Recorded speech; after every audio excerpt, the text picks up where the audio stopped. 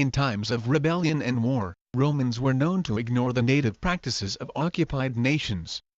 That is why, when crushing the Jewish independence movement in AD 70, the Romans crucified thousands of Jews, and left the corpses to rot on their crosses.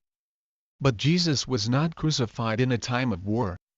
He was, in fact, crucified during a relatively peaceful period in the history of Judea. And, in times of relative peace, Romans consistently respected the laws of occupied nations. The Romans, Josephus contended, do not require their subjects to violate their national laws. As part of this pattern of toleration for local peculiarities, Pontius Pilate would have granted the body of a deceased Jew to his own people, even if Roman law did not demand it.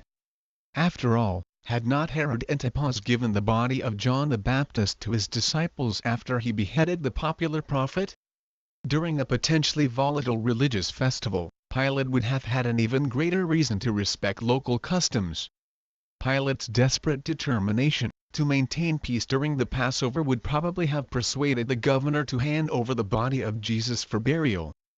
But such concessions were not just Roman practice. They were Roman law.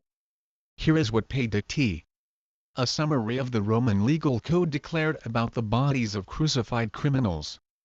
The bodies of those who are condemned to death should not be refused their relatives, and Caesar Augustus the Divine, in the 10th book of his Vita, said that this rule had been observed.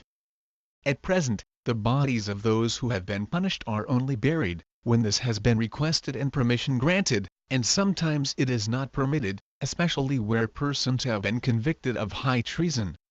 The bodies of persons who have been punished should be given to whoever requests them for the purpose of burial. This fits perfectly with the description in the New Testament Gospels.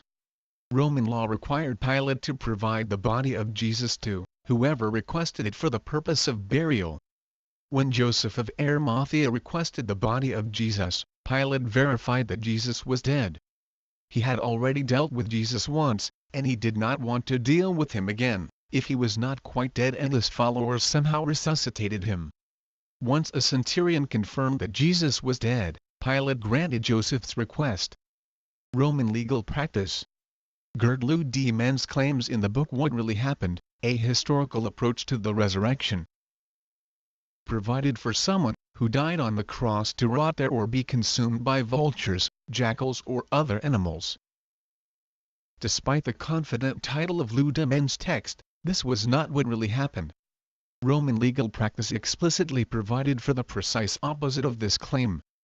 Other than mass crucifixions during times of war or revolt, it was only when a Roman citizen was executed for high treason that burial was forbidden. A category that the crucifixion of Jesus certainly did not fit. Jesus of Nazareth was not a Roman citizen. His execution occurred not because he has conspired against Caesar, but because it was claimed that he had asserted kingship over the Jewish people, an act that could, at least from the Romans' perspective, result in a revolt.